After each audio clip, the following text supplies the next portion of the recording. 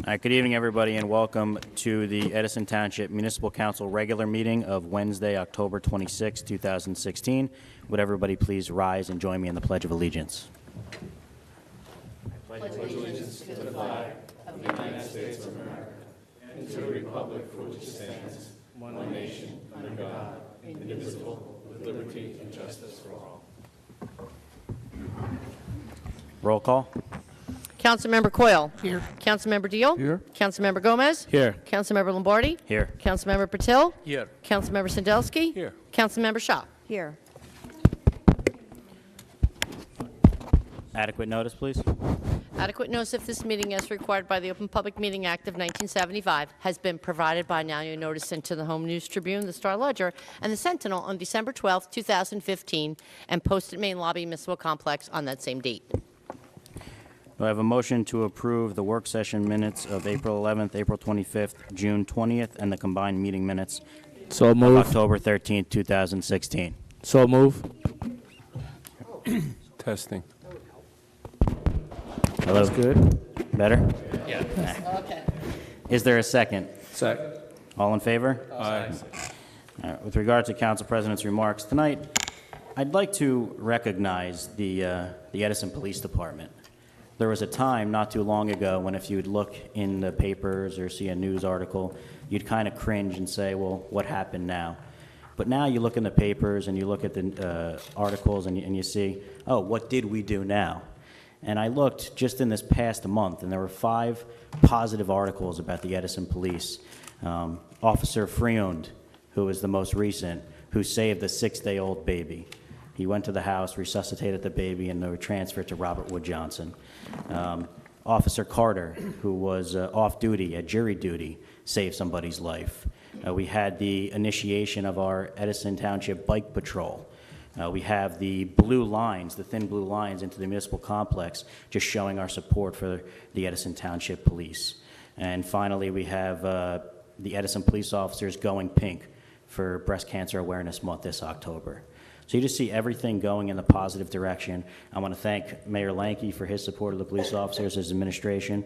I want to thank Chief Tom Bryant, his command staff, and all of our men and women in blue for striving to be better and making Edison a safer place and making it more attractive for people to come to live and to work and to bring their business here. So, I do think the Edison Police deserve a round of applause.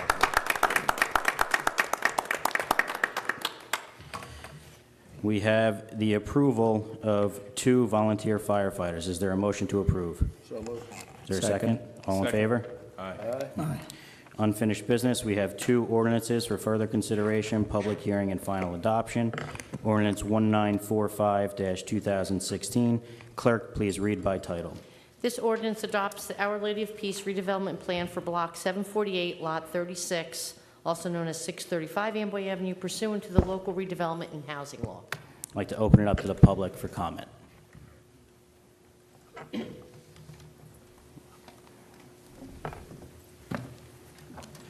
evening, ma'am. Name and address for the record, please. Arlene Steck, 11 Walsh Avenue, Edison.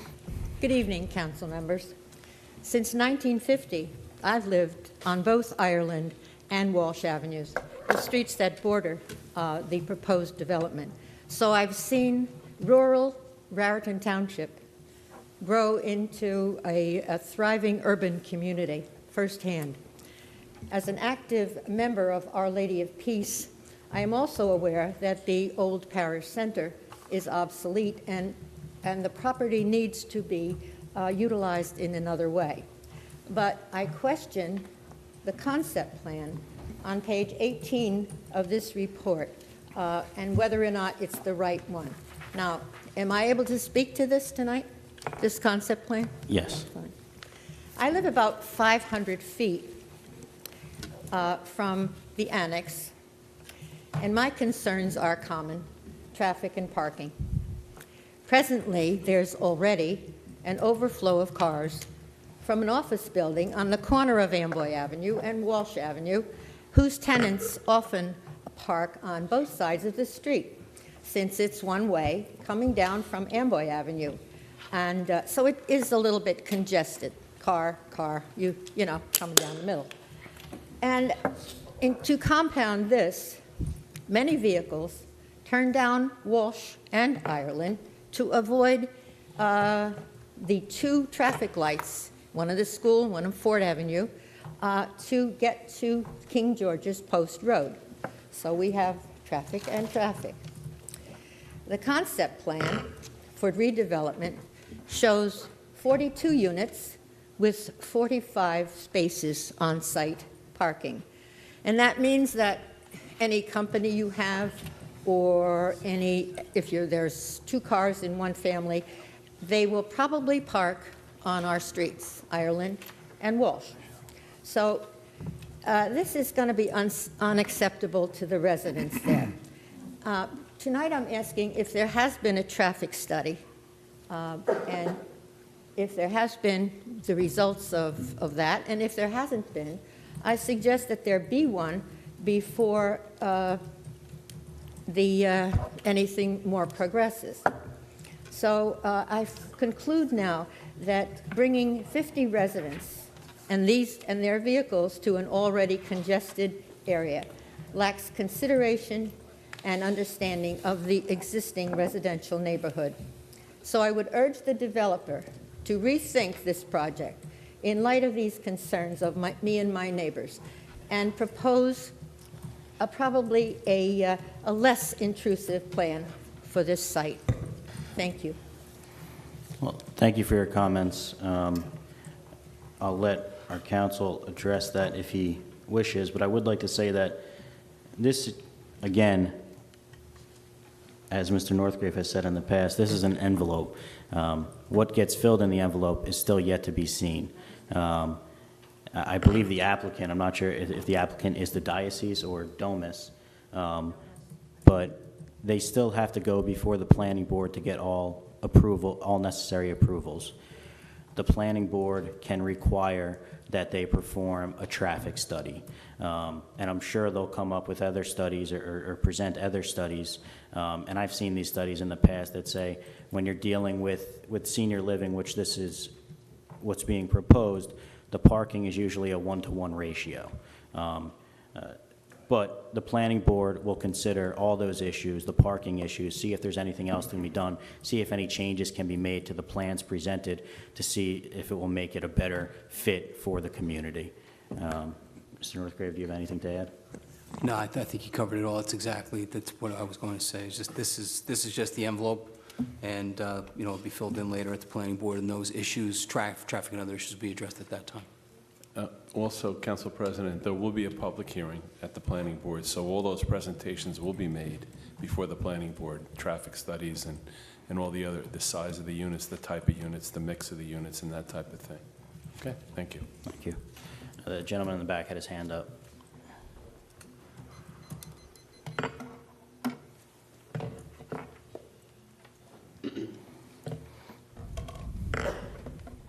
How are you, Council? My name's Corlo Conrad. I reside at 13 Walsh Ave, Edison, New Jersey. My concerns, I have a lot going on, and I recently was aware that you were building this. Maybe I'm not reading the newspapers, I'm not following up on the TV, but it's a concern to me because I've served 25 years, now 27 years in Ford's Fire Company, and we have these senior housing units that are horrendous. They started out as a great plan, and it was great when the seniors were in it, but I've watched these things develop into something that every time I walk into it, it's a nightmare.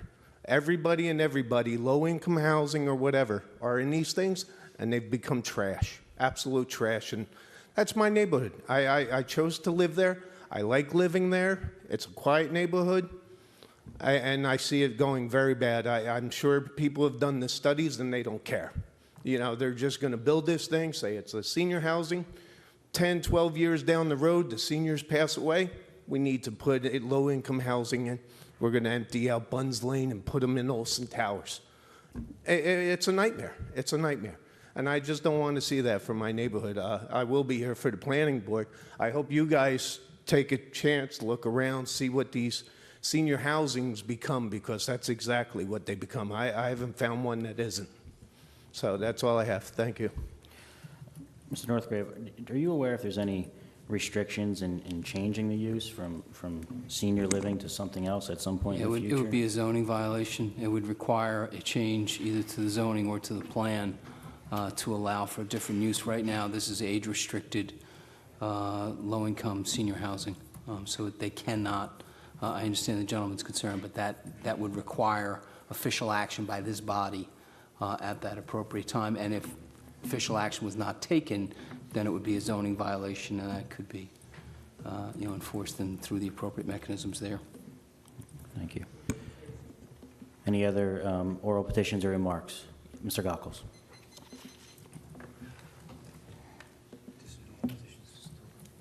Oh, I'm sorry. This is the public hearing with regard to ordinance 1945. Sorry. Thomas Gockel, 77 Saffron Avenue, corner of Jefferson Avenue. I've lived there for 87 years, 2 blocks away from Ireland Avenue. And I understand the people's concern, my good friend. I disagree with her on some points. I understand the concerns concerning what's going across the sea from them. Concerns about the parking, value of their property, etc. I believe, well, first let me address the parking. Presently on Ireland Avenue, and you were going to make a study apparently. I made my own study. Ireland Avenue once had 6 cars on it. Most of the time there's 1 or 2 cars parked on it. There's 4 houses on the street. Now if that's a problem, why isn't it a problem? Because I live on the corner of Jefferson and there's 10 and 12 cars parked there every single day. If they're going to consider it a problem for the senior affordable housing to park on that street, why has it become a problem for me then? Now, I'm no expert certainly on affordable housing. I visit a affordable housing in South Amway once a week for the last 4 years, religiously. 66 apartments on Route 35. The parking for the residents is below the building. Some of the people that work there may park below, I don't know. But in front of the building, there's like 6 to 7 parking spots. I've yet to go there that I have not been able to park in front of the building with 66 apartments, not 42. Now, I agree with, I've agreed for years with Ms. Steck concerning Walsh Avenue. I thought all these cars parked on Walsh Avenue, all facing down one way. My doctor, Dr. Derek De Silva, is in that building. He and 4 other doctors that I know are in that building. I went there this past week. There were 6 cars parked on Walsh Avenue. I went in the building, came out, and I counted the parking spaces in the parking lot. There were 10 parking spots in the parking lot. People did exactly what I did. It's easier. I knew I would only be there, he's pretty prompt, less than an hour. I parked right on the street, and I was able to pull right out. But if there was 1 or 2 hour parking on that street, more of those people would then park inside the building. Now, just to show you my concern with the property, around that property, there's an iron fence, 6 foot high, and about 10 years ago, 3 other gentlemen and myself scraped and painted that whole iron fence. It took us all summer long because I was concerned about the appearance of that property. One of the gentlemen just happened to be here tonight. One of the other gentlemen will be buried today. But we were concerned about the appearance of that property, and we did something about it. No one asked us to volunteer. No one said it. We just did it. So we are concerned about the property. So, again, the property is there. The fence is rusting. The parking lot is full of potholes. It looks terrible. What's the alternative you have to put up there? Another school? More houses?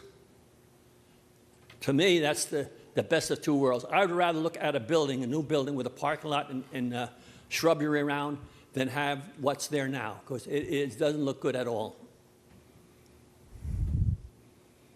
You know, when it comes time to vote on this, I would like you to vote for or against it on what you believe. not because you know me or you know someone else, but what you believe.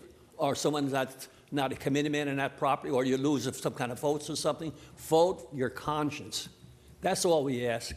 Vote what you think is right and what is wrong. If you think it's wrong, vote no. But if you have another alternative, vote for it. And I want to thank you for your time. Thank you, Mr. Goggles. Mr. Locker.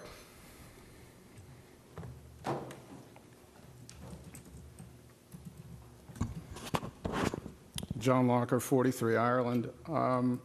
As you know, I was here a couple of weeks ago when this first came to our attention. Since then, some of the neighbors have gotten together. You've heard some of the comments on both sides, which is fine. We're continuing to educate ourselves about this. Granted, this is only a box, as the attorney described it last time, and there's really nothing to react to of any consequence yet. I mean, as I think I mentioned last time, that the quality of what we've seen so far isn't really enough to respond to, because there's so many inaccuracies in that sketch that it's not worth spending the time on it now. So we'll wait for the planning board. But that leads me to the first question. You mentioned the planning board.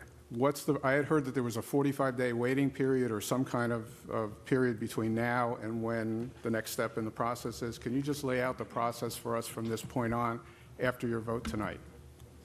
Mr. Northgrave? I'm not sure. The 45-day period is generally most action taken by a municipal body, whether it's this council, the planning board, the zoning board, is reviewable and challengeable within a 45-day period. I'm not sure if that's what you're referring to. I'm not sure either, to be honest with you. Yeah, so it's hard for me to answer the question, Okay. but it's, the plan, though, is adopted. You know, the council will act on it tonight. If there are affirmative votes to adopt the plan is adopted tonight.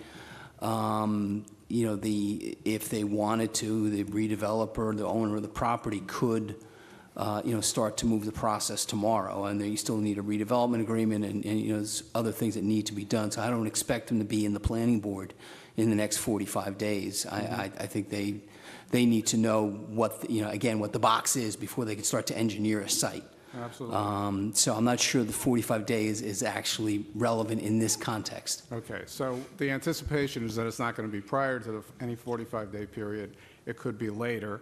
We don't know, but obviously we're going to keep an eye on it and see what's happening. Yeah, it's tough for me to say. I don't want to mislead. I don't want to say there's, you know, I'd be shocked if they were there, you know, in November or December. I mean, I would be shocked if they were there in November or December. Right. But I don't know. You know, it's you know, things happen. But I would anticipate that what you'll see next would be a designation of Domus as the redeveloper, a redevelopment agreement, and then once they have a redevelopment agreement, they would put together their plan and make the application to the planning board. And again, I would doubt that would happen this year, but you know, I don't ever like to. If it happened, I don't want it to be. I misled you. I don't think it's possible, but who knows? I'm just looking for as much clarity as we can get around the timetable associated with this, because obviously that's an important fact. This is not. Sometimes the two get confused, and they're really two separate processes. And it's unfortunate the language is often the same. You hear plan and you think site plan, and there's a world of difference between a site plan and a redevelopment plan. No, absolutely. I mean, again, living across from it, we can see the inaccuracies of that sketch, so it doesn't mean much to us right now. Relative to that, though, you did mention something about the owner. Has the transaction taken place relative to the transfer of ownership of the property from Party A to Party B? Or? No, we're not. At this point, that wouldn't be something we'd be involved in. We were approached and asked to take a look at whether this could be considered an area in need of redevelopment. It was designated, and it is. And then we were asked to look at a redevelopment plan. As I understand it, the people who will be pursuing it is Domus. They are a not-for-profit organized by the Archdiocese of Newark. Right, they're an arm of Catholic Charities, which is the Right. other property Right, on exactly. the other entity on the property. So it'll be interesting to see how that all works together. I Right. did have a question relative also to the resolution that was, not the ordinance, but the resolution that was passed back in June. And this may be a very minor point, but I just want to get some clarity on it. It's Resolution R 425-062-016. and specifically about Section 5. I don't know if you have that available I to you. don't have it in front of me. If you do, just let me know what, I'm not sure what it is, but Can I show it to you? sure. Is it a Or you can read resolution it. regarding Our Lady of Peace? Designating the area? Yeah, okay. Question about Section 5, specifically the highlighted area. Section 5. It's just, again, just clarity, because some of the folks that I've talked to, have brought up that question. It seems to indicate that there should have been some notification. No, only to the property owner. Okay, but the non-develop, I mean, I don't Not understand. non-condemnation, what it is, you may be, and I'm probably getting a little bit into the weeds here, but you may have, okay. you may have been aware of a case called Kelo, the United States Supreme Court case a couple of years ago that dealt with a pink house in Connecticut that was taken pursuant to eminent domain or condemnation. That kicked up a lot of dust in the redevelopment world.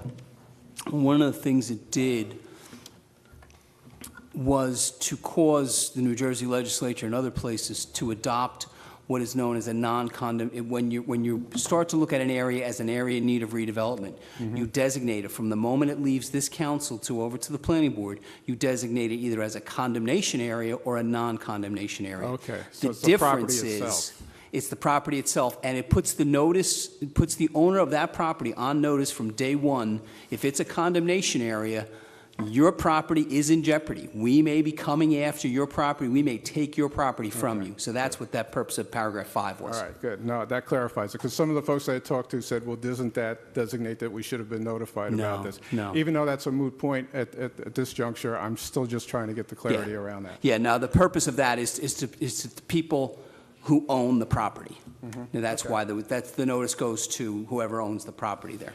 Okay, then I'm not going to take up much more time other than to point out something and why there's not a lot of confidence about this report or this redevelopment plan, which we've all referred to as, you know, if you have that handy I on do. page 5.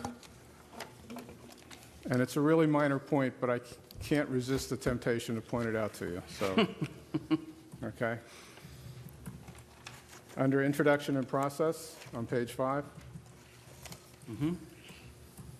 The third bullet down, I call it a bullet, it says Lot 36, Block 748, which is the correct designation. The fourth bullet has the block and lot numbers reversed. Okay. Okay, simple point, not trying to make an issue out of it, but with that kind of inaccuracy, I don't have a lot of confidence in everything else that's in this report. So we're hoping they do a better job the next time around. We'll be watching them very closely. All right, thank you, Mr. Locker. So that'll be it for this body, then it goes to the planning board. Does it ever come back to the council? In any For way, shape, or form? designation of the redeveloper, not to approve any plan or any building, only to name, you know, Domus Corp. as the designated redeveloper, and that's a statutory, that's a box that needs to be checked in terms of the statutory process. And does that happen prior to, during, or after the planning board process? It should happen, 99% of the time happens before planning board. Okay. Yeah. All right, very good. Thank you. Thank you, Mr. Locker. I also want to point out that with regard to the planning board, generally, if you live within a 200-foot radius, you will get notification of any hearings. Also, we do post the planning board agendas on our website. So if you ever want to see what is on the planning board agenda, you can go to the website and look at the agenda for what's on for that meeting, that particular meeting. Any other comments with regard to ordinance 1945? Mr. Wolke.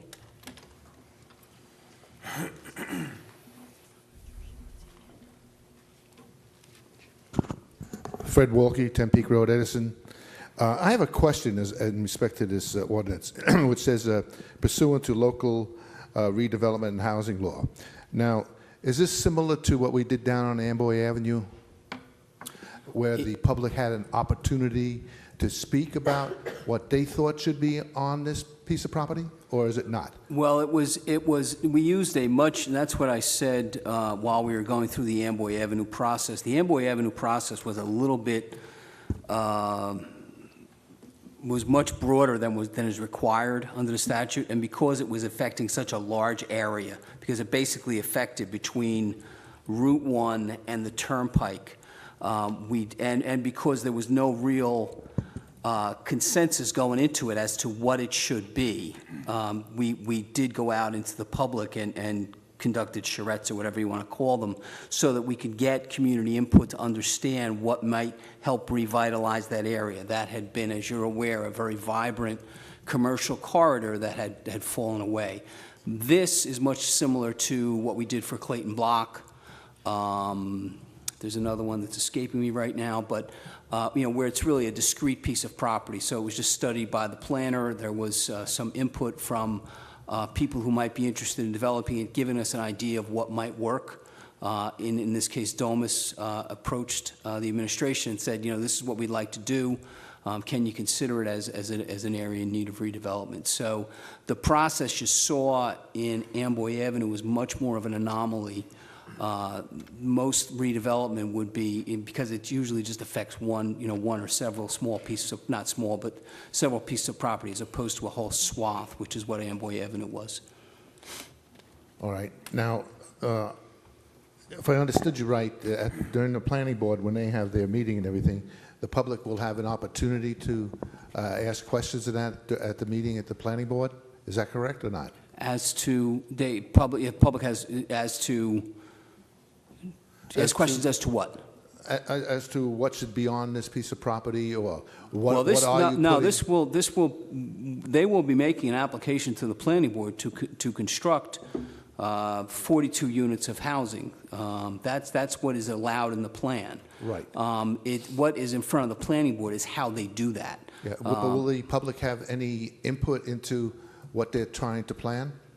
Or you say, yes, we don't like this, or yes, we do, we think it's a great thing? Or how does that work with the public? Would the public, I just want to make sure I understand your question, will the public have a right to say, we don't think 42 units of housing will go right. there? I'm sure the planning board will entertain it. Candidly, it would be, I can't imagine the planning board planning board would allow people to speak to it, but I can't imagine the planning board would consider that if that's what is in the plan. The plan allows for that use.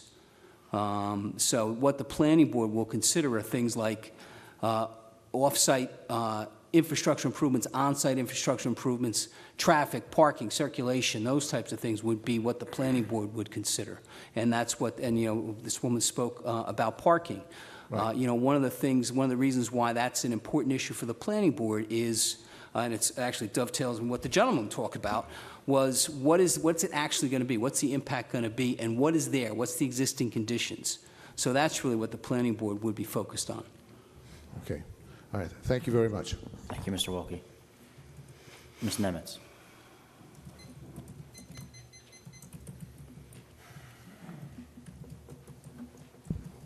Esther Nemitz, 162B Fay Street.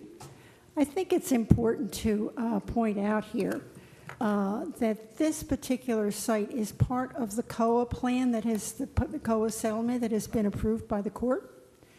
If I understand it, they really have an obligation to build what they've agreed with the court that they're going to build. Am I not correct about that? Well, they can't build anything other than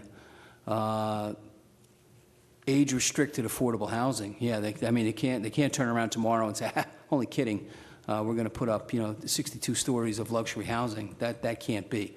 This will be low-rise, low-income senior housing. That's all they can be built. They can be built. And yes, it is an important part of the affordable housing plan. Okay, so to the extent that the residents would have input with the planning board when the site plan comes in, they could say, we want 40 units, not 42. We want X parking this way and not that way. We want you to do a traffic study. But they really don't have leeway to go outside of the settlement for COA. Am I correct? Well, and I don't know. No, I don't know that the planning board necessarily needs to concern itself with that. The plan allows for 42. I'd be very surprised if the redeveloper came in and asked for 25. I'd be very surprised if the planning board, if people testified and said there should only be 25, that the planning board would limit them to 25.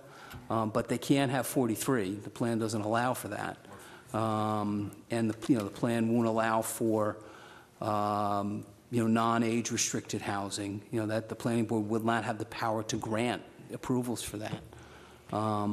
But yeah, I mean, it's, otherwise, that's what it would be. It was the traffic circulation, parking, that type of thing. All right, And- I think it's important that we, as residents in the area, we all need to have some idea of just what kind of leeway the planning board would have. If you say that they can't, that the developer can't come in and say, I'm going to try to build 43, I would assume he can't come in and say, I want to build 41, when the settlement says you're going to build 42. I mean, am I correct about that? Well, they could still come in if for whatever reason they can't build 42 for whatever reason. That would not be, the planning board would not have jurisdiction to say we are not going to grant you approval for that. That would be an entirely different process. But again, I can't imagine that scenario occurring. Because I'm trying to understand, like, what kind of leeway the planning board would have given that you have a court settlement. I mean, I think the planning Planning board, board is no. the planning board could have input with regard to the facade of the building, the shrubbery, how the parking is laid out, where the ingress and egress are on the property. I mean, the planning board, I think, would have jurisdiction over all those issues, but as to jurisdiction over amount of units, I don't believe the planning board would have jurisdiction over that. The owner could decide, for whatever reason, you know, I do a lot of redevelopment plans in a lot of communities, and I you know, put things in motion, and I have done redevelopment plans and redevelopment agreements in 2008, and, you know, some of them are just getting out of the ground now. Some get out of the ground in 6 months. So, but it wouldn't be a planning board issue.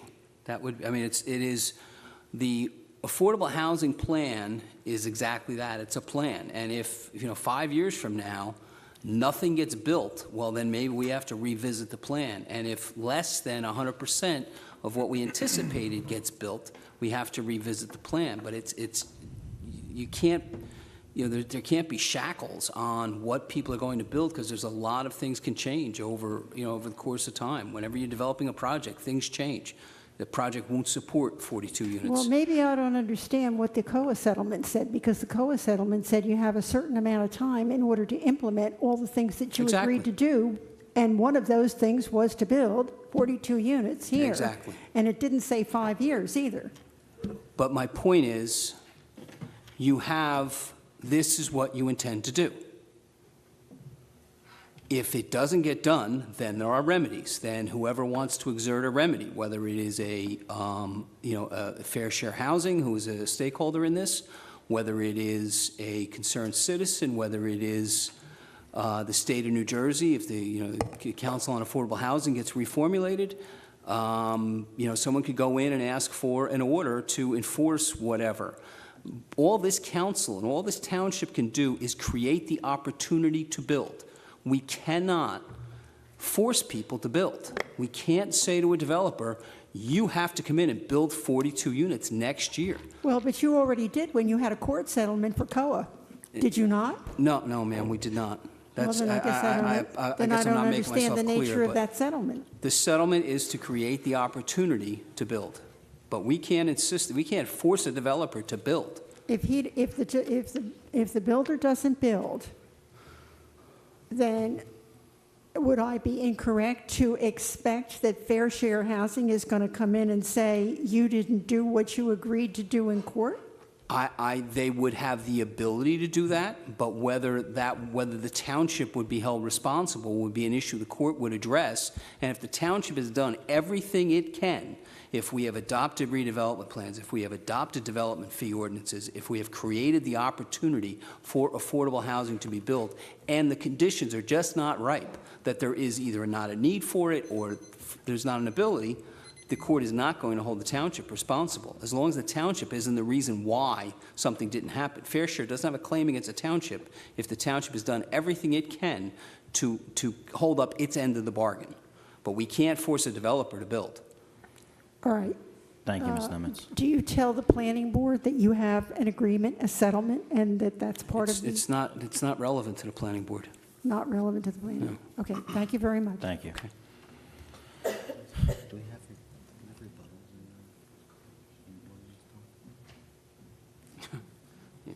That's your call. I don't think so. It's a public hearing. People need to come forward, give you information, but once they've given you information, I think the council is well informed. Any other comments with regard to ordinance 1945? Sir, you already spoke. I'll give you 1 minute to address any concerns that you have, but, Yeah, I think it is. I just thought they had it right at my fingertips. I didn't want to state it, so. yeah, name and address again, please. Corlo Conrad, 13 Walsh Ave. As this is progressing, I heard the attorney and resident, talking about the developer building this. He's going to build it. He was told, this is what you're going to build. We know you're going to build it. He falls out. He says, I'm not building this no more. The thing's half built. Affordable Housing says, hey, we could put Bunn's Lane in. I'm using Bunn's Lane because that's what happened. No. I don't know what strength the council It's a legitimate has. question. They Right. can't do it. It's for the same reason. Think of it this way. All right. I own a piece of property. It's zoned for single-family residential. Right. You're a nuclear power provider. No. And you want to, no, Right. but stay with me a minute. You come in and say, I'm going to build a nuclear power plant there. It's not zoned for that. You're not building a nuclear power plant. For the same reason, you're not building low-income housing where it is age-restricted housing. Age restricted. And that's Age-restricted what it's zoning. This designated council for. has to change it before Okay. it comes in. Yeah, that's what I needed cleared up. Yeah, That right. I don't mind it being exactly what it's supposed to be. I just don't want to see a change. Understood. Okay, thank you very much. Thank you, sir. Sure, Mr. Goggles. Come on.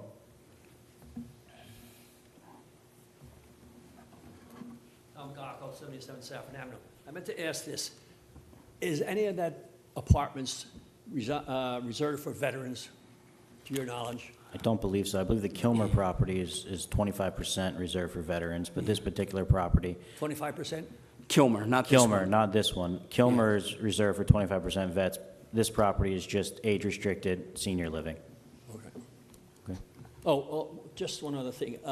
Who's going to monitor the building that is for seniors, rather than someone's granddaughter moves in, goes to school in Edison? Who monitors the building? Yeah, it would be the same as anything else. In this case, because it's lower income, there would be certain criteria. There'd be administrative agents, that type of thing. They would know who's in the building. But it's also, you figure it out, especially in a smaller complex, you figure it out pretty quickly that it's not seniors. So there'd basically be two. The administrative agent would have some information, and then you'd have anecdotal. Excuse me. If a school bus stops and a couple kids come out of the building and get on the bus, who would then say, wait, you can't do that? Who The zoning officer would have the power if, again, that's assuming it's brought to their attention that there was, violations of the zoning occurring, i.e., young people living there, what have you, then the zoning officer would have the ability to take the appropriate enforcement action. Right. But someone would have to tell the zoning officer, is that right? Yeah, it's like anything else. We can't put a policeman on every street corner and make sure people are obeying the lights. So you need to get the somebody needs to provide the information. There's no other way to monitor it. Thank you. Thank you. Any other questions or concerns with regard to ordinance 1945? Is there a motion to close the public portion? Motion to close. Second. All in favor?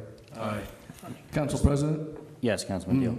I just want to thank the residents for coming out tonight. I think what we heard tonight were really good concerns, legitimate concerns from some very credible citizens. The people who spoke tonight, when you talk about moving into a place in 1950, when you talk about living in an area for 87 years, we're talking about folks who have been involved in our township for so many years and involved in the right way. And tonight, what I heard from the citizens, the residents tonight, is our responsibility as a council, as we pass it on to the planning board. Having been a planning board member myself once, I know that good design makes all the difference. We heard about the parking, we heard the pros and the cons and the different ideas about parking.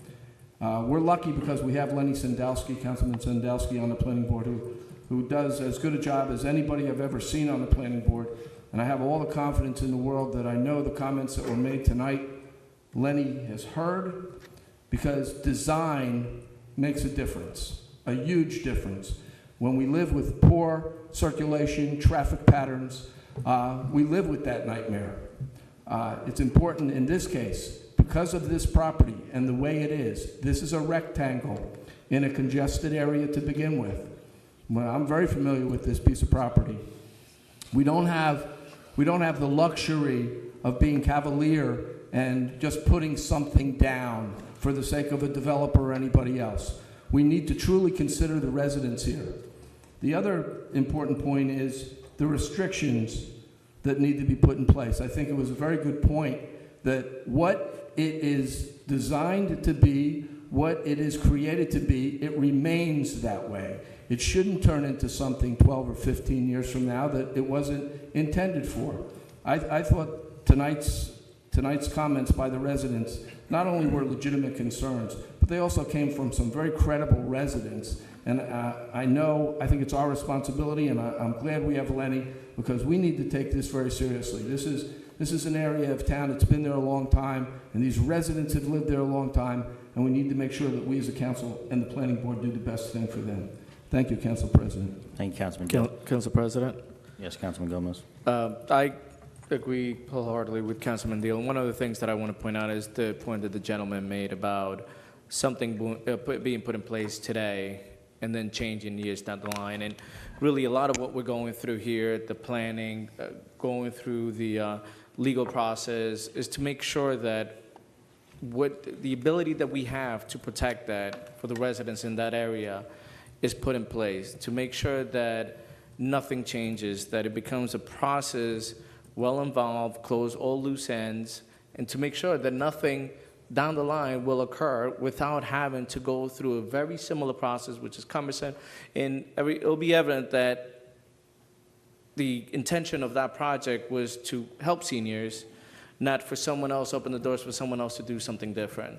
So, we're taking a lot of involvement to make sure that everything that is going to go into that plan, we take every power that we have available to us to close all the loops and loose ends to make sure that the process goes through to help us deliver or help set the standards in place to make sure that we get affordable housing for seniors and nothing else, and to be able to protect the residents. So, thank you. Thank you. Council President? Yes, Councilman Sandowski. I'd like to echo what Councilman Deal and Councilman Gomez said. I am the liaison to the Planning Board. They mentioned some of the things like parking, but also buffering and landscaping and lighting and traffic circulation. And the main thing is we want to make sure that this will not affect the quality of life of the residents that are in the neighborhood now. So we're going to do that as a planning board. I don't know exactly what the plan is yet, but those are some of the things that we're going to be concerned with. I'm sure you're going to be at that meeting and you're going to ask those questions, and we're going to make sure that they do the right thing. Thank you. Thank you. Any other council comments? Council President? Yes, Councilman Cool. I agree with Bob Beal as well, and Lenny. I live in the area. I grew up my whole life, and when I think about different things that could happen to that property, it's quite obvious that it could be a number of different things for the current zone that it is. At least we know what it is going to be within the box we're putting it in, which is senior housing, which locks out all the other things we think it could be. So we're in a box, and I think it's a good start. We certainly have a planning board, and I'm quite certain that we'll get the parking restrictions and conform to requirements that are necessary to make all of us comfortable. And you'll have your time on that day to be there. I'm confident in Lenny, and he'll be there as well. If I have any opportunity to look at it too, I will. But if you can get comfortable and you can get a chance to meet with the developer and get involved in the design, it certainly is a good time to find out what your appetite is and his appetite, so perhaps you can meet prior to. Now, I don't have a contact with him, but I'm certain it's public record to reach out to him. But rather than him come forward with a design you don't want and him spin his wheels on money, perhaps you can meet somewhere in the middle on some sketches that may fit your appetite. But I'm confident that this is an opportunity that puts us in a box, and at least we know what's coming, and it's 55 and up, it's age restricted. Thank you very much, Council President. Thank you. Any other council comments? Is there a motion to adopt? So moved. Is there a second? Second. Roll call, please. Councilmember Coyle? Yes. Councilmember Deal? Yes. Councilmember Gomez? Yes. Councilmember Patil? Yes. Councilmember Sandelsky? Yes. Councilmember Shaw? Yes. Council President Lombardi? Yes. All right, Ordinance 1949. Clerk, please read by title. This ordinance is authorizing a month-to-month lease of storage of the township vehicles and equipment. Oh, I'm sorry. An ordinance amending, excuse me, 1949 is an ordinance amending the township's affordable housing development fee ordinance in its entirety. I'd like to open it up to the public for comment. Mr. Nemitz, Ms. Nemitz?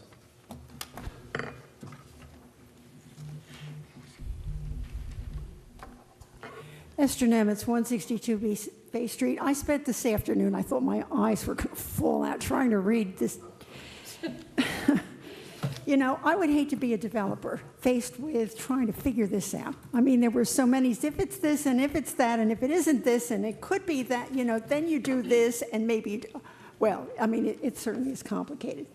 When I got all done, my main concern is this. Given the nature of the different kinds of categories of restrictions and approvals that are involved with this, who is going to keep track of all of this and present it someplace to someone in a way that people who want to see what's happening with that fund can go and look at the information in that fund? You know, we've had trouble with where's the money for the tree fund, where's the money for the open space fund. You know, when we get into these funds and it's, you know, fortunately we're not the state. I mean, they're even worse. But we have our own problems here. Because I know when I was on the bump out committee, we had some troubles about what happened with the money from the bump out fund, from the streetscape fund. So I'm interested in knowing how we're going to keep track of this. And if somebody wanted to go and see how monies had gone in and gone out, where would they go to find out? Mr. Northgrave? There is, I'll answer the question from a 50,000 foot, and then if Maureen needs to add any detail, there is a separate account. The DCA will require this to be a separate account, the Affordable Housing Trust Fund. So every dollar coming in, every dollar going out will come in and out of that account. So it'll be very easy to see what came in, where it came from, and what it was spent on. It's fairly easy. I believe I read in the ordinance that we have to file an annual report with the DCA. Is that correct? So the DCA will also be keeping an eye on this in the annual reporting requirements. Okay, and who in town hall is going to be the person to keep track of this fund and make the entries and exits and monitor it? Because I know that Sue Peck has one designation about things to do with COA, and I don't know if she would do the fund or if it would be Maureen, or who would it be, do you think? Well, I'm not sure if that's clear as to who's doing it, but if you want information, that would just go, you just make the normal request through the clerk. Clerk would be responsible for finding out, you know, whatever it is you want, whether it's the report that was filed with DCA, or if it was I like to go to the person who's really doing it. And I understand that, but the process really should be so that we can monitor it through the Open Public Records Act process. So the request should go through the clerk. Okay, I don't know if that's exactly the help, but I appreciate your coming back to me about that, because I do think that we should be paying attention to this fund. And over the years, the truth of it is, we haven't paid attention to what's happened with all our COA fund. Do we have a lot of money in the COA fund based on past, you know, people contributing to the fund? And do we know how much that is and when the monies were put there? Do we have an accounting? Maureen, do you know how much is in the account currently? Off the top of my head, not the exact number, but I know it's over $4 million, and it's being very closely monitored. Okay. And if I could, I'm sorry, just to make your life a lot easier. I flipped through it, I forgot this piece is in here. This talks about monitoring. 30-1.9 says, with a posting of same on the municipal website. So that report that details where the money came from and where it's going to is required pursuant to ordinance on the website. So that will make your life real easy. Forget about Oprah, forget about anything else, just www.edisonnj.org or whatever the website address is, and you'll go right to it. Okay, thank you very much. Thank you. And thank you, Maureen. Any other remarks with regard to ordinance 1949? Is there a motion to close the public portion? So moved. Second. Is there, all in favor? Aye. Is there a motion to adopt? So moved. Is there a second? Second. Any council comments? Roll call, please. Councilmember Coyle? Yes. Councilmember Deal? Yes. Councilmember Gomez? Yes. Councilmember Patil? Yes. Councilmember Sandelsky? Yes. Councilmember Shaw? Yes. Council President Lombardi? Yes. All right, new business, we have three ordinances. Ordinance 1950. Clerk, please read by title. This ordinance authorizes a special emergency appropriation in the amount of $830,000 for contractual required severance liabilities in connection with layoff or retirement of township employees and in the township of Edison in the county of Middlesex. Is there a motion to introduce? Council President, Yes, sir. I move this ordinance be passed on first reading, published according to law for further consideration and public hearing set down for November 7th, 2016. Is there a second? Second. Roll call, please. Councilmember Coyle? Yes. Councilmember Deal? Yes. Councilmember Gomez? Yes. Councilmember Patil? Yes. Councilmember Sandelsky? Yes. Councilmember Shaw? Yes. Council President Lombardi? Yes. Ordinance 1951. Clerk, please read by title. I think this is the one you read before. This ordinance authorizes a month-to-month lease of storage of township vehicles and equipment. Is there a motion to introduce? Council President, Yes. I move this ordinance be passed on first reading, published according to law for further consideration and public hearing, set down for November 7th, 2016. Is there a second? Second. Roll call, please. Councilmember Coyle? Yes. Councilmember Deal? Yes. Councilmember Gomez? Yes. Councilmember Patil? Yes. Councilmember Sandelsky? Yes. Councilmember Shaw? Yes. Council President Lombardi? Yes. Ordinance 1952. Clerk, please read by title. An ordinance amending Chapter 37, Subchapter 66.3, non-conforming uses of land, adding a new Subchapter 66.5, non-conforming lots, and renumbering abandoned and non-conforming uses or structures to Subchapter 66.6 of the Township of Edison Code of General Ordinances. I'll recognize Council Vice President Alvaro Gomez to make a motion to introduce.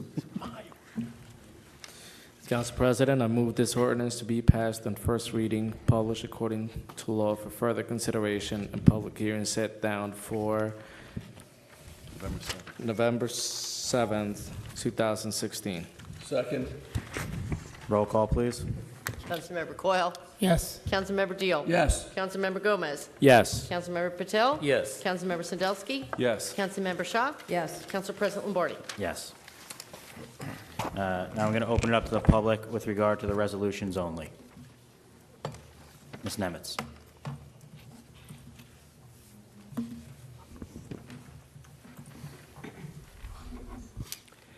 Esther Nemitz, 162 Bethea Street. Resolution 747, which is for the Amboy Avenue streetscape. I just want to say that I'm very happy to see that this resolution is on here. I know that it's not clear, at least according to the conversation that I had with our engineer, Mark Kateriniak, as to just how broadly we're going to be making use of the funds that we get, whatever they're going to be. I'm going to be looking forward, I hope, to having the folks in Clara Barton come, as we did for the Amboy Avenue redevelopment plan, and have a chance, once we hopefully get this grant, to have some input into what it is that they would like to see the grant used for on Amboy Avenue. And I just wanted to put that out there now. Thank you very much. Thank you, Ms. Nemitz. Any other comments regarding the resolutions? Close public portion. Second. All in favor? Aye. Are any resolutions to pull? I will start from my right. Councilman Coyle?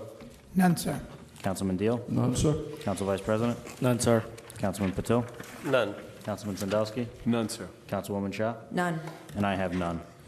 Do I have a motion to approve the consent agenda? So moved. Second. Roll call, please. Councilmember Coyle? Yes. Councilmember Deal? Yes. Councilmember Gomez? Yes. Councilmember Patil? Yes. Councilmember Sandelsky? Yes. Councilmember Shaw? Yes. Council President Lombardi? Yes. Now we're on to oral petitions and remarks. We will start from the list. John Locker.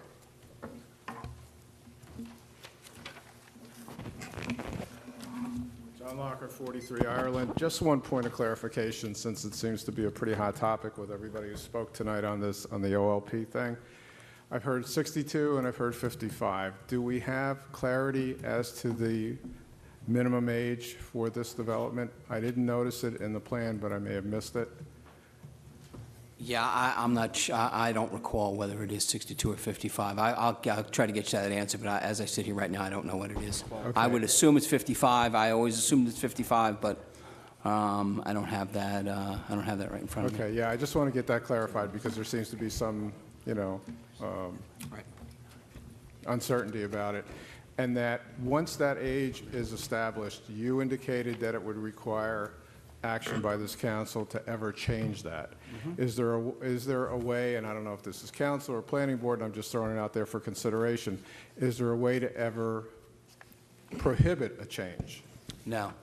No, that's just a matter of just general local government law. I can This ask, council can't bind a future council. They can take a vote, they can adopt an ordinance, and a future council can come and have to use the same process, but this council can't adopt an ordinance that would say, no council ever in the future could do X, Y, Z. Okay. It's a well-established tenet of New Jersey law. So that even though it may be totally unrealistic to say this, in fact, any council could come in the future and make it from 3 stories to 10 stories. Or Or anything put a along nuclear those power lines. plant there, yeah. Yeah. Exactly. All right, Yeah, so but just it would still require not just a vote of this council. Go ahead, finish. No, I want to offer some additional help if I can, Council. Okay. Let me talk about the local redevelopment housing law process, and then the engineer will tell you what a fool I am for having brought any of this up. But just to be clear, to change a redevelopment plan requires the exact same process, and that would be referral of the amendment to the planning board, hearing at the planning board, Same process. back here, Gotcha. Introduction, final adoption. Gotcha. And with that, all your questions will actually be answered now by the township's engineer. Because this is in the COA settlement agreement, part of the COA settlement agreement required that we put, I don't remember which one it is, but all of the agreements that we have in the COA settlement agreement have either 30-year or 50-year deed restrictions on the property. So on top of that, with this particular redevelopment plan, on top of that, because it's in the COA plan, there's at a minimum a 30-year deed restriction on the property that it be used towards fulfilling the COA plan. But that doesn't necessarily prohibit any physical changes to it. It just... For 30 years it I'm does. just trying to interpret what you said, and I'm certainly no... A 30-year deed restriction means the deed says thou shalt only do these things and not anything else. So that's a 30-year restriction on the deed. So that can't change. Okay, well, that's good news. Okay, great, thank you. Thank you. Ms. Nemitz?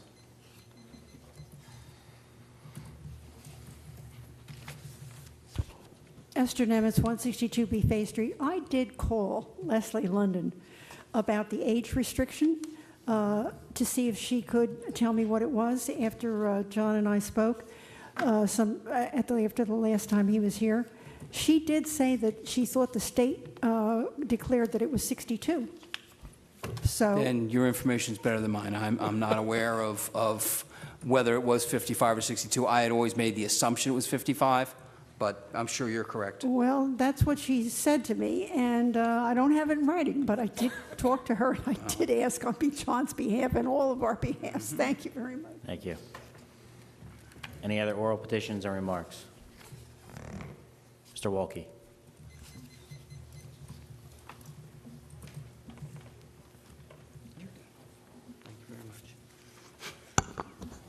Fred Wilkie, 10 Peak Road, Edison.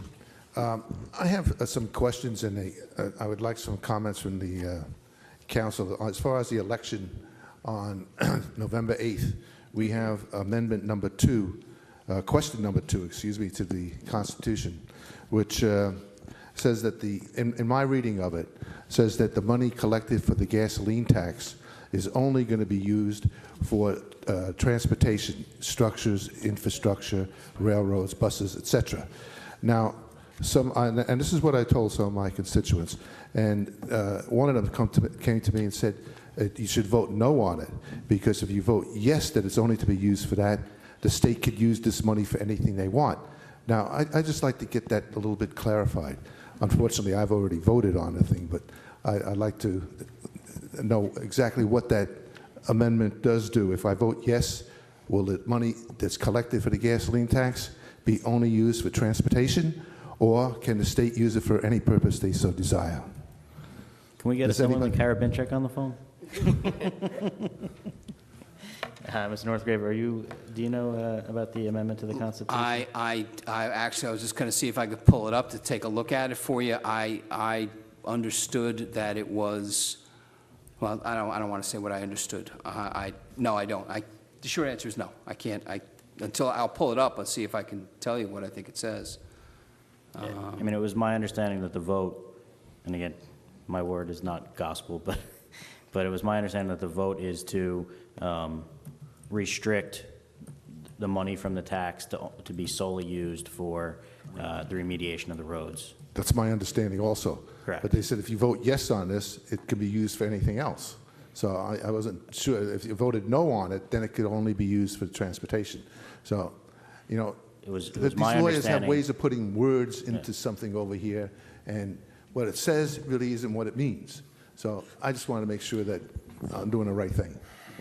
We'll have them look into it. It was my understanding that if you vote yes, then it's restricted in its use. That's my understanding too. Yeah. If you vote yes, the description says dedicates all revenue from gas taxes to transportation projects. So if you vote no, you're allowing the state to do whatever they want with the money. If they want to balance pensions, if they want to, you know, whatever, then they can do it. So voting yes dedicates that fund. It's Al Gore in 2000 talked about a lockbox. Okay. This would establish a lockbox. Thank you very much, and I hope there's no tricky words there, but thank you. Well, if there is, we both got tricked, but this is pretty clear as to what the description is. Thank you. Mr. Walker, after that explanation, do you feel better about your vote? Yes, I do. I feel much better. Just checking.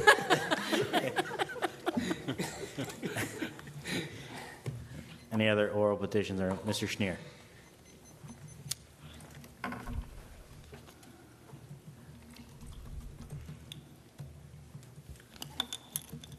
Walt Schneer, Edison. How many apartments in the near future are going to be built in Edison? I heard of one by Clara Barton. Is there any others that's going to be built? Well, there's the Kaplan, right? When you say apartments, you mean projects? Yeah. Well, there's, you know, presumably there's going to be the project we discussed tonight, Our Lady of Peace. Kaplan. Well, that's under age restriction. Right. I mean, for anybody. As I sit here, I'm not aware of any multifamily that are underway or even being discussed right now that are not affordable projects. Just normal apartments. Yeah, I'm not aware of any. I don't want to. I hate to say definitively that's affordable. Yeah. Kilmer's affordable. Kaplan's affordable. OLP's affordable. Well, Kaplan's a percentage is affordable. A percentage is affordable. Okay. I'm not aware of any others at this point. Okay. I hear so much about COA, and I always forget about it. What is COA? Council on Affordable Housing. The acronym stands for Council on Affordable Housing. It was a group appointed, a council appointed by the governor post what's called the Mount Laurel decision that said that you have to zone to allow for affordable housing. What was happening in Mount Laurel and other places was that they were creating single acre zoning. So you had to build a house. If you're going to build, you had to build on one house on an acre.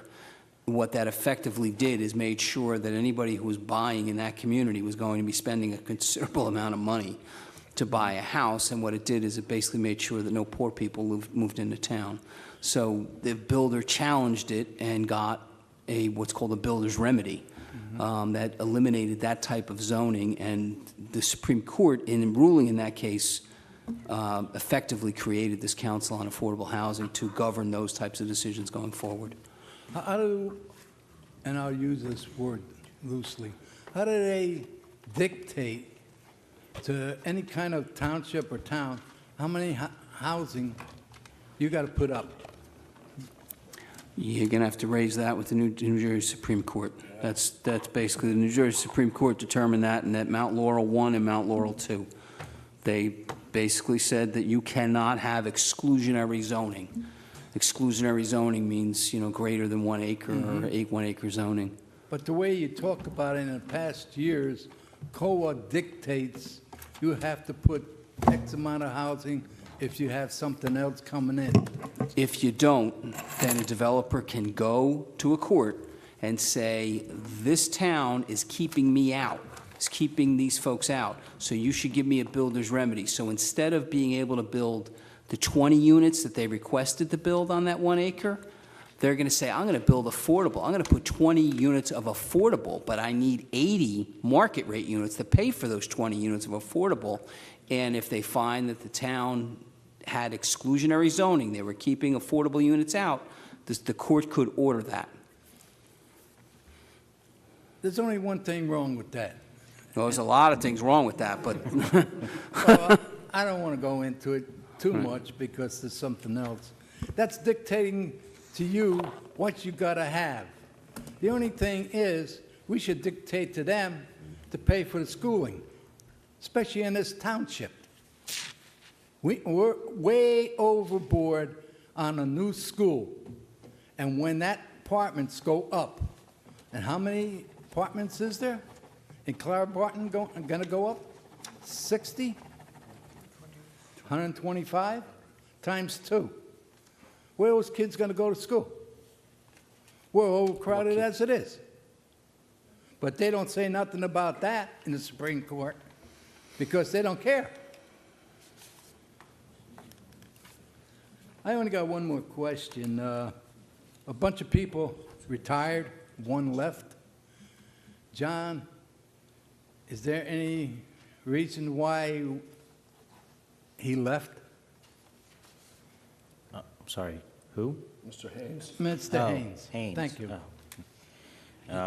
tendered his resignation.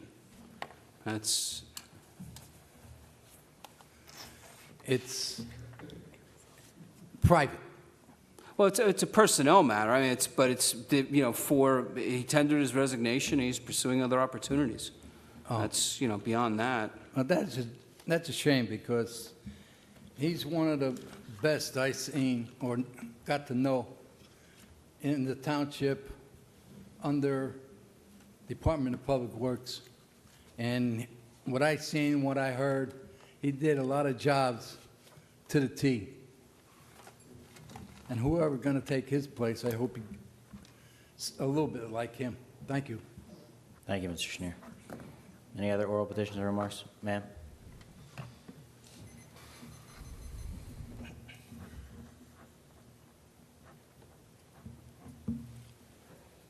Hi, Tracy Conrad. I live at 13 Walsh Ave in Edison.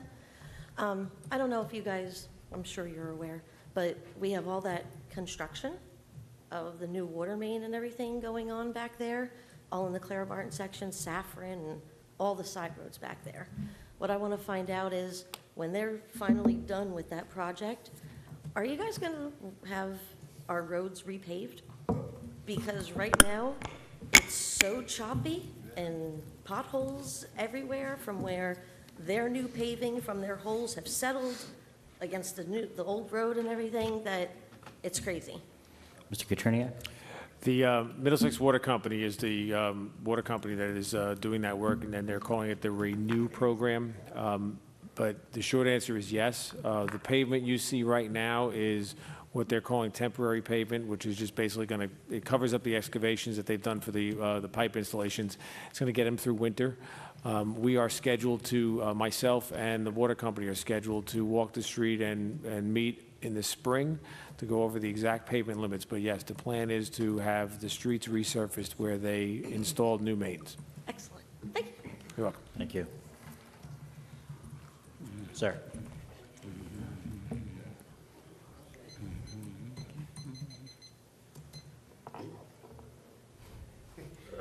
Corla Conrad, 13 Walsh Ave. I have nobody to ask. Maybe you could direct me. The shooting range, I believe it's in Woodbridge, down in Caseby. In the Claire Barton section, any time of the day, evening, even up till like 10, 11 o'clock at night, they're actually using the range. They can use it as much as they want. But I was wondering, is there going to be another facility? And if Edison actually uses that facility? It's just a dirt mound in Caseby where the patrolmen go down, but it's just constant shooting. I was going to ask the mayor of Woodbridge, too, about it, because we get the echoing of it constantly. You have your windows open at night and we hear it. So if Edison is using it, maybe the council can look at it and figure with Woodbridge. I don't know. I guess my answer is, my question is, does Edison use that shooting range? It's my understanding that Edison has its own range, and we don't use that range. Council President, I'm sorry, I don't know where the representative from the Yeah. police department went. We do have our own range, but I do understand the range is actually closed right now, so they could possibly be using Woodbridge. I think I had heard South Plainfield, so I'm not 100% sure about Woodbridge, but we do have our own, and that will be up and running again very shortly. Wouldn't that be limited to the regular noise zoning restrictions past 10 p.m.? So he's saying that. Yeah, I mean, if that's the shift and they're able to go down and shoot, I'm hoping that somewhere in the future there's another facility coming where we don't, all summer long you just hear it. And I understand why they do it, and I commend them for doing it. I'm just hoping that we're going to be able to, either Edison and Woodbridge could get together and get these guys closed in, perhaps. And the reason I bring it up, if Edison is using it, then maybe you could get with Woodbridge and between you figure that out. Captain Marcantuno's here. Yeah, he just came in, yes. We had a question on the firing range, pistol range in Woodbridge. Yeah, no, we're not utilizing. Oh, okay, all right. We're So- actually South Plainfield right now. Oh, good, all right. I thank you for answering that. So I'll have to go to Woodbridge and confront with them, because it's just constant, and, maybe I'm the only one that hears it. All right, thank you, Council. Council President? Yes.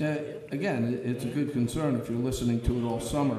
I don't know, can we reach out to Woodbridge just to ask, or even inquire ourselves, when you have some type of range like that, and it's a big dirt mound, and you can shoot into the mound, is there some way to put inexpensive sound barriers on one side? I mean, the river's on the other side, so people in the river aren't going to, but, the sound coming towards us.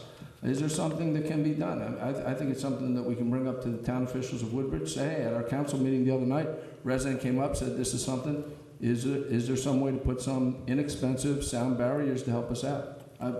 I would ask the question. Mr. Northgrave has indicated that he will reach out to Woodbridge. Texting find the out. business administrator in Woodbridge now.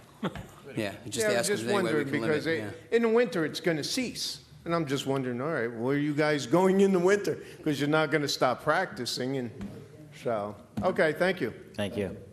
Is this a rebuttal, Ms. Nemitz?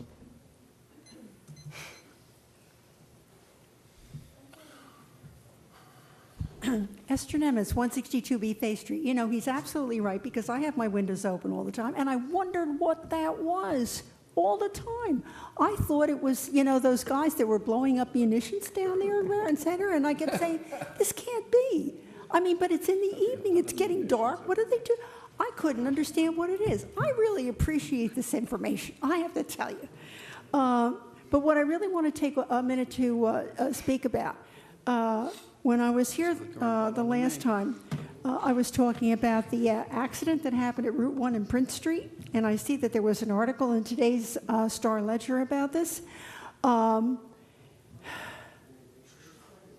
councilman, Mr. Deal, said that he was going to get in touch with our state legislators about the possibility of putting the right kinds of signs at these places where people can inappropriately try to turn left off Route 1 or any other road.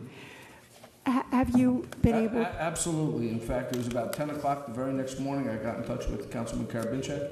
We talked about it. He said he had a conversation with Senator Dogman about it, and they were actually taking the steps to get to the committee to look at the signage.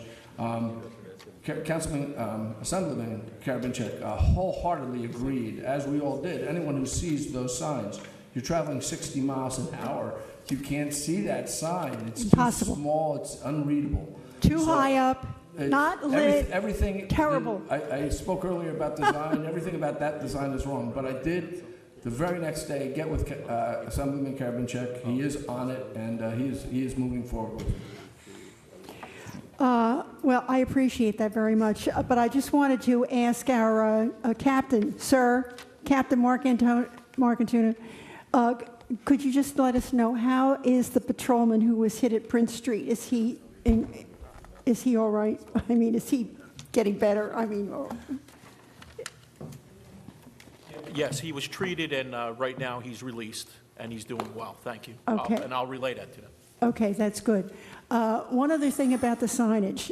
Tonight, when I was going down Woodbridge Avenue and I turned right onto Amboy Avenue, at the corner there, in the gas station, there's a sign that says, you must turn right on red, okay? Then right under it, it says, no turns on red, okay? And it's a brand-new sign. Or it says, traffic in the right lane must turn right. That's what it says. But now under it, there's a sign that says, no right turns on red. And it's a brand-new addition, and it's much needed, and I really appreciate the fact that that is there. And I'm assuming the county has done their job again, thanks to the county. And I just wanted to know that I appreciate that, and thank you very much. Thank you. Any other oral petitions or remarks? Is there a motion to close the public portion? Motion to close public portion. Is there a second? All in favor? Aye. Is there a motion to adjourn? So move. Is there a second? All in favor? Aye. All right, this meeting stands adjourned. Thank you, everybody.